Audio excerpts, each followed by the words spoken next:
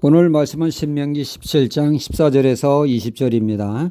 10개의 계역사를 만들어서 평생 모은 돈 1조 7천억 원을 기부하신 분이 있습니다. 1958년부터 플라스틱을 주어서 양동이를 만들기 시작하신 분, 이분이 바로 관종 이종환 회장님이십니다. 평생 모은 재산 1조 7천억 원을 장학재단에 기부한 관종 이종환 삼영화 그룹 명예회장으로, 그는 일찍이 장학재단을 만들어 매년 국내외 명문대 재학생 1000여 명에게 150억 원 정도를 지급했으며, 이렇게 지급한 장학생이 23년간 12,000여 명으로 금액은 2,700억 원이고 서울대 사상 최대학 기부자이기도 합니다. 말년에 한국의 노벨상을 만들고 싶어 했고 생전에 한국이 노벨상 수상자를 보는 것이 그의 꿈이었습니다. 그는 우리가 가진 건 사람밖에 없다. 사람을 키워야 한다. 노벨상 수상자를 키워내야 한다는 말을 자주 했다고 합니다. 2015년엔 국내 최초의 1조 원 장학재단이 됐습니다. 그는 평소 짜장면이나 된장찌개를 주로 먹으면서 근검절약을 몸소 실천하여 짜장면 할아버지로 불렀다고도 합니다. 1조 7천억 원을 기부한 관종 이종환 회장을 사람들은 기부왕이라고 칭하고 있습니다. 요즘 왕이라고 하는 말이 특정 분야에 두드러진 두각을 드러내는 사람들에게 왕이라고 하는 호칭을 사용하고 있죠. 교회에서도 전도를 많이 하는 사람을 전도왕이라 말하기도 하죠. 오늘 말씀은 왕에 대한 말씀입니다. 사실 이스라엘은 하나님이 통치하시는, 하나님이 왕이신 나라입니다. 사람이 왕이 될 이유가 없습니다. 하지만 하나님께서는 이스라엘 백성들이 주변 나라의 사람이 왕이 되어 다스리는 것을 보고 부러워하여 그들도 보이는 왕, 사람이 왕이 되어 주었으면 좋겠다고 원하거든 왕을 세우도록 하라는 말씀입니다.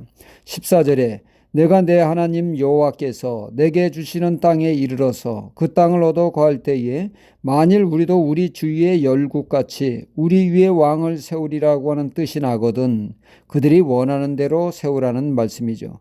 이 말씀이 있고 나서 약 400년이 지난 후 이런 일이 생기게 되었습니다. 사무엘상 8장에 보면 그 당시 이스라엘은 사사가 하나님의 사역을 감당하고 있었죠. 사무엘이 이스라엘을 잘 이끌고 그의 아들 요엘과 아비야가 이스라엘 사사가 되어 나라를 다스리도록 했는데, 그들은 아버지 사무엘과 같지 아니하고 자신들의 부를 축적하기에 급급하여 뇌물을 취하고 판결을 굳게 하는 등 무리를 일으키게 됩니다. 이에 장로들이 대거 사무엘에게 몰려와 당신의 아들들은 신뢰할 수 없으니 우리에게도 다른 나라와 같이 왕을 세워 왕이 다스리는 나라가 되게 해달라고 요구하게 됩니다.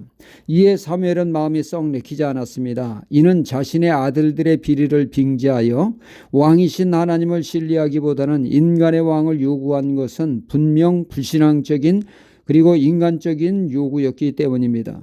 하지만 하나님은 그들의 말을 들어주라고 하셨고 그리하여 이스라엘의 초대왕 사울 왕이 등극하게 된 것입니다.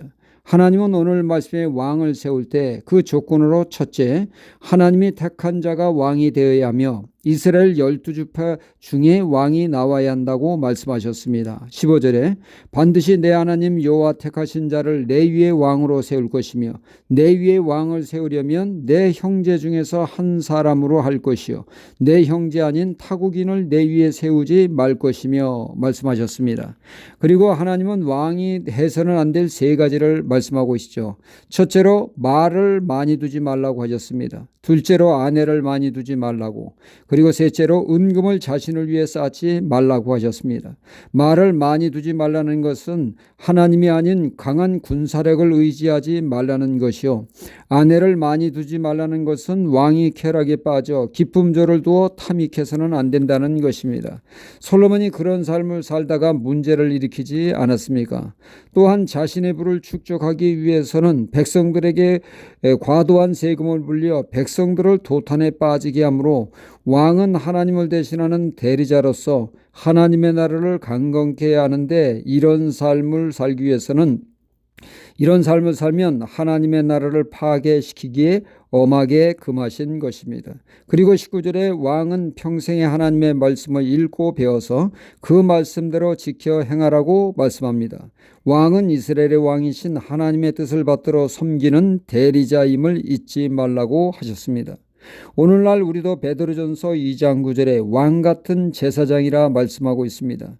만왕의 왕이신 예수님을 믿음으로 그분과 연합된 우리도 왕같이 통치자라 말씀하고 있습니다. 우리도 늘 주변에 주님 말씀을 묵상하고 그분의 발자취를 따라 주님과 같이 사랑으로 섬김으로 희생함으로 가정과 일터에서 통치하는 하나님의 사람이 되어야겠습니다. 할렐루야.